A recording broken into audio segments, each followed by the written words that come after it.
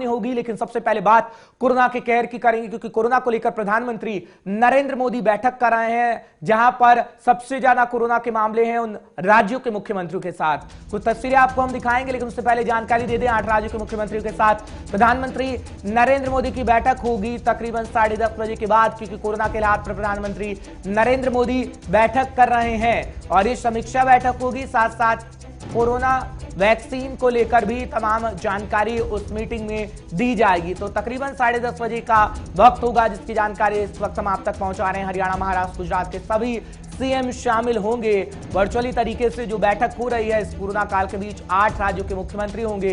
जब प्रधानमंत्री नरेंद्र मोदी कुछ देर बाद ये बैठक करेंगे और जब जैसे ही तस्वीरें आएंगी वो तस्वीरें भी हम आप तक सीधे पहुंचाएंगे। 7 तस्वीरें आप अपने टीवी स्क्रीन पर देख रहे हैं कि दिल्ली, महाराष्ट्र, पश्चिम बंगाल, राजस्थान, गुजरात और हरियाणा में मामले लगातार बढ़ रहे हैं। प्रधानमंत्री नरेंद्र मोदी 8 राज्यों के मुख्यमंत्रियों के साथ बैठक करने वाले हैं, जिसमें चर्चा की जाएगी कोरोना वैक्सीन को लेकर भी, क्योंकि वैक्सीन का ट्रायल भारत में लगातार जारी है। और प्रधानमंत्री नरेंद्र मोदी की बात करें तो प्रधानमंत्री नरेंद्र मोदी चर्चा करेंगे कि आखिर किस किस राज्यों में कैसे कैसे हालात है और उनको कैसे सुधारा जाए। साथ ही साथ वैक्सीन को लेकर भी चर्चा की जाएगी कि अगर वैक्सीन मार्केट में आएगी तो कैसे लोगों तक पहुंचाई जाएगी और अब तक किन किन वैक्सीन का ट्रायल हो चुका है वो भी जानने की कोशिश प्रधानमंत्री नरेंद्र मोदी की तरफ से की जाएगी इस बैठक के दौरान, क्योंकि बैठक होगी तकरीबन 10:30 बजे के वक्त, क्योंकि कोरोना वैक्सीन के वितरण पर चर्चा हो सकती है। खैर, लगातार तस्वीरें तो हम आपको स्थिति की दिखा रहे हैं किस तरीके से राजधानी दिल्ली में बेकाबू हो रहा है कोरोना और 24 घंटे में फिर से 121 लोगों की मौत हो गई है। प्रधानमंत्री नरेंद्र मोदी बैठक करने जा रहे हैं और कई राज्यों की अगर बात करें तो नाइट कर्फ्यू भी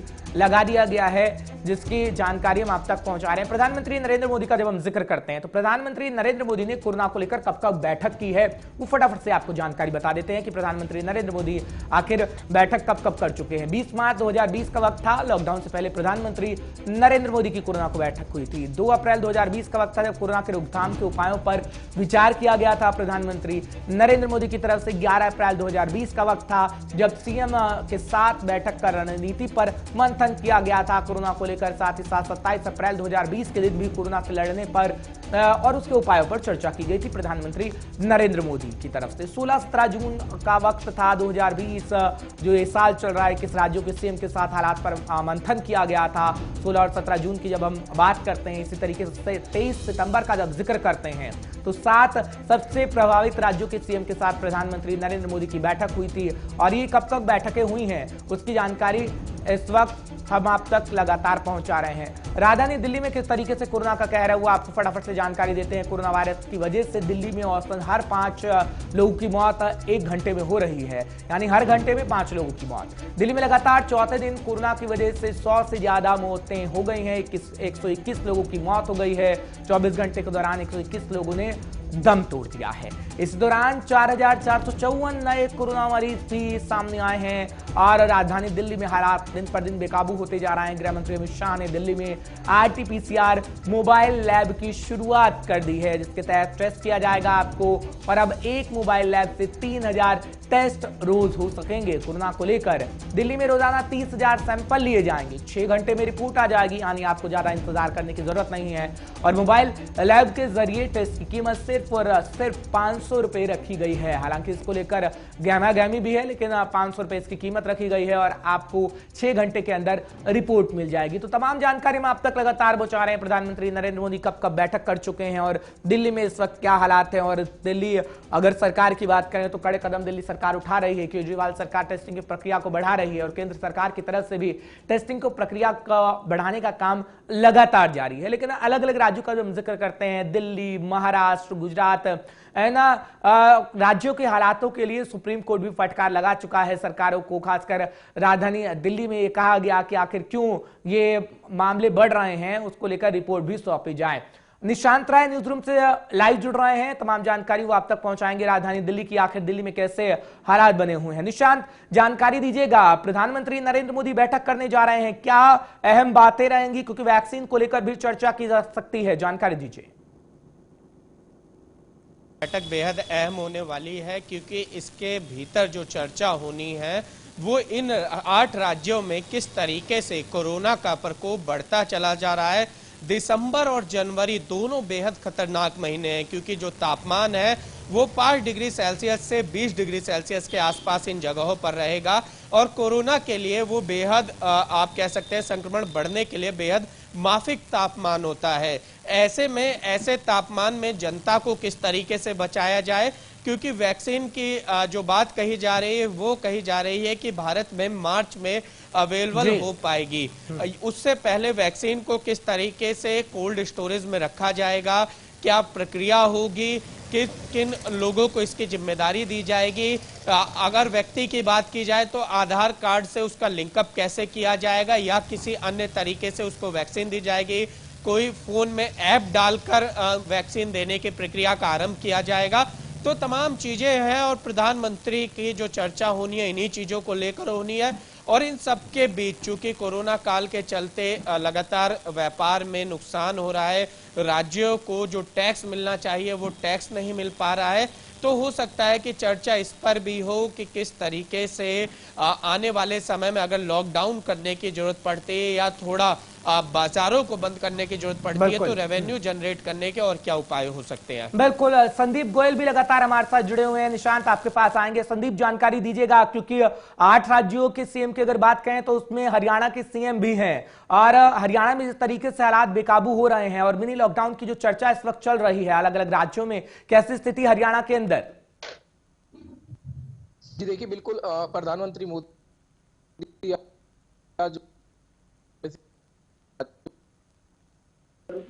हरियाणा में लगातार जो बिगड़ती स्थिति है कोरोना को लेकर वो बात है राज्यों के अंदर, उसमें यहाँ पर मैं बता दूं हर्ष, लगातार हरियाणा के जो हालात है वो बिगड़ते जा रहे हैं। रोजाना मौतें हो रही हैं।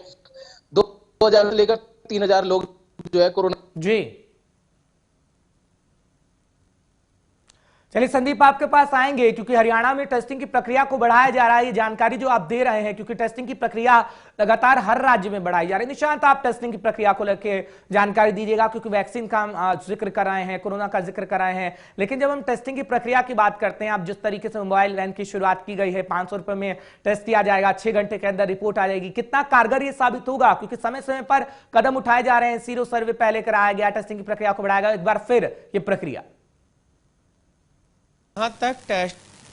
जहां तक टेस्टिंग की बात रही तो वहां पर केवल और केवल कोरोना में आरटी-पीसीआर सबसे सक्सेसफुल टेस्ट जो है वो माना जाता है। और आरटी-पीसीआर के अलावा अगर आप रैपिड कराते हैं या एंटीजन कराते हैं, जो उनकी एकदम आप कह लीजिए जो उनकी रिपोर्ट आती है उसके सही होने की जो परसेंटेज है वो बेहद कम है। तो ऐसे में केवल और केवल आरटी-पीसीआर टेस्टिंग जितनी बढ़ाई जा सकती है, सरकार को उस पर काम करना चाहिए, उस दिशा में काम करना चाहिए। इसके अलावा सरकार को ये भी देखना चाहिए कि टेस्टिंग के अलावा जो लोग जिनके पास केवल सिम्टम्स नहीं है या बहुत हल्के सिम्टम्स है, उनको किस तरीके से आइसोलेट किया जाए। और सबसे बड़ी बात है, जो कॉन्टैक्ट ट्रेसिंग थी वो लगभग पूरी तरीके से खत्म हो चुकी है। कोरोना पॉजिटिव मरीज खुलेआम बाजारों में घूम रहे हैं, कोरोना पॉजिटिव मरीज घरों से बाहर निकल रहे हैं और ये एक हद की लापरवाही हो रही है। सरकार के दावे तमाम हैं, लेकिन देश भर में से ऐसी खबरें निकलकर सामने आ रही हैं कि जो लोग हैं जिनको इस बीमारी की गंभीरता का नहीं पता है, वो पॉजिटिव कहीं ना कहीं लापरवाही बरती जा रही। निशांत, आऊंगा आपके पास भी। संदीप गोयल एक बार फिर हमारे साथ जुड़ रहे हैं। संदीप, जानकारी दीजिएगा, क्योंकि जिस तरीके से अस्पतालों की स्थिति की बात निशांत कर रहे हैं और कह रहे हैं कहीं ना कहीं लोग लापरवाही बरत रहे हैं, आप कैसी स्थिति देखते हैं हरियाणा के अंदर, खासकर अस्पतालों में कैसे इंतजाम है और लोग क्यों आखिर लापरवाही बरत रहे हैं? क्या जागरूक अभी तक नहीं हो पाए लोग? बिल्कुल, जिस तरह की बात हर्ष ने कही, जो जिस तरह से निशांत ने कही, वो वाकई चिंताजनक है। क्योंकि हम जब हॉस्पिटल में विजिट करते हैं, सरकारी हो या प्राइवेट हो, वहां पर भी कहीं ना कहीं ढील बरती जाती है।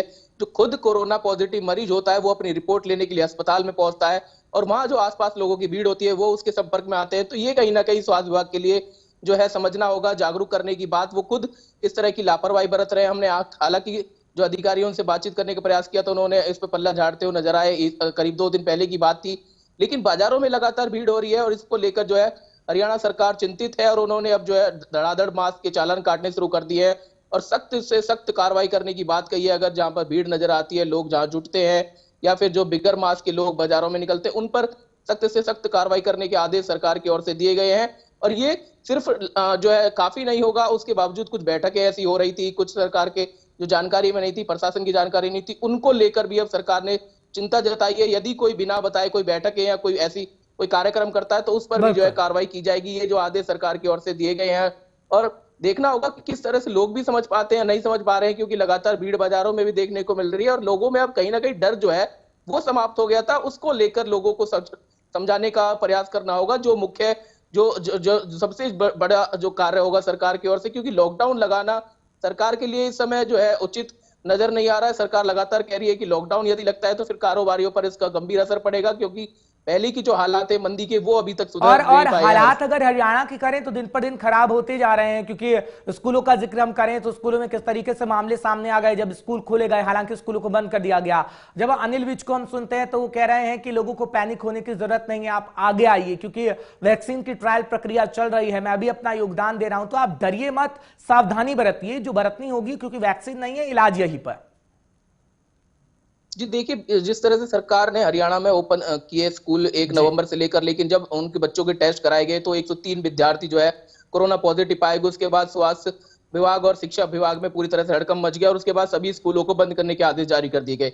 चिंता का विषय है और अनिल विज लगातार ये कह रहे हैं कि उन्हें घबराने की जरूरत नहीं है, जागरूक होने की जरूरत है और लोगों को भीड़ में नहीं निकलना है, मास्क पहनना है, कहीं ना कहीं समझना होगा। निशांत, आप जरा जानकारी दीजिएगा, क्योंकि हम लगातार जानकारी के साथ साथ ग्राफिक्स भी दिखा रहे हैं जो फटकार सुप्रीम कोर्ट की तरफ से लगाई गई है तमाम राज्यों को। जब हम राजधानी दिल्ली का जिक्र करते हैं, राजधानी दिल्ली में हालात बेकाबू होते रहे हैं, क्योंकि अच्छी बात है आप कड़े कदम उठा रहे हैं, लेकिन वैसे कदम नहीं उठाए गए। बात चाहे प्रदूषण को लेकर करें चाहे फिर कोरोना को लेकर करें। कोरोना को लेकर तो नई कहानी है, लेकिन प्रदूषण को लेकर कहानी पुरानी रहती है। अब क्या कड़े कदम उठाए जाने चाहिए ताकि लोगों को राहत मिल सके, खासकर कोरोना को लेकर? देखिए, कड़े कदम तो केवल और केवल ये है कि लोगों को मास्क और सोशल डिस्टेंसिंग का पालन कराया जाए, लेकिन मास्क का पालन कराया जा सकता है। सवाल उठता है कि आखिर सोशल डिस्टेंसिंग कैसे हो दिल्ली के बाजारों में, जहां पर पैर रखने की भी जगह नहीं होती है। अगर वहां पर बाजार बंद किया जाएगा तो व्यापारियों को नुकसान होगा। तो जो सबसे पहले 3T का नारा प्रधानमंत्री नरेंद्र मोदी ने दिया था, ट्रीटमेंट ट्रेसिंग का, और सीधी सी बात है कि अगर सरकार उस पर काम करती तो ज़्यादा बेहतर होता।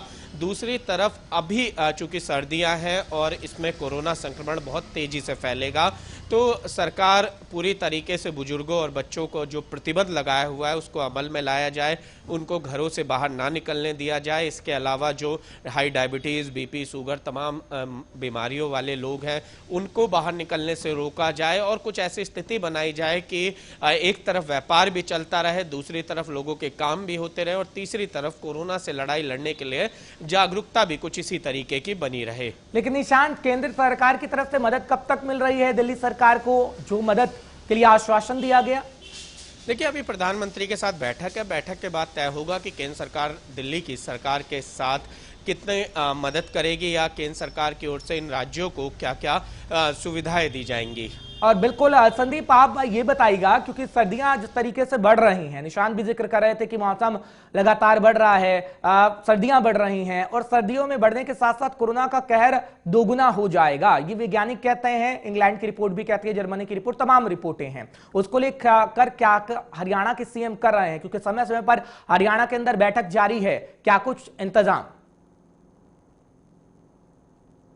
ये जो तापमान है वो गिरता जा रहा है, तो ऐसे में लोगों को कहीं ना कहीं जो है खांसी जुकाम की तकलीफें आम हो जाती हैं और ऐसे में जो सांस लेने की तकलीफ हो या फिर और तकलीफ हो, क्योंकि पॉल्यूशन लगातार बढ़ता जा रहा है तो इम्यूनिटी सिस्टम जो है कम होता जा रहा है। ऐसे में सरकार ने जो बयान दिया है, मुख्यमंत्री ने खुद जो है रूबरू हुए लोगों से, उन्होंने कहा कि आप अपना इम्यूनिटी सिस्टम बढ़ाइए, बाहर जितना कम हो सके उतना कम निकलिए और मास्क और सोशल डिस्टेंसिंग इस्तेमाल कीजिए। लेकिन अभी जो बाजारों में भीड़ है वो चिंता का विषय बनी हुई है। कहीं ना कहीं सरकार को ये सब कुछ ऐसा प्रयास करना चाहिए जिस तरह से पहले समझाने का प्रयास किया था कि बिल्कुल, यानी सरकारों को ध्यान देने की जरूरत है, कहीं ना कहीं लोगों को भी समझने की जरूरत है। संदीप, बहुत बहुत शुक्रिया तमाम जानकारी का आप पहुंचाने के लिए। और निशांत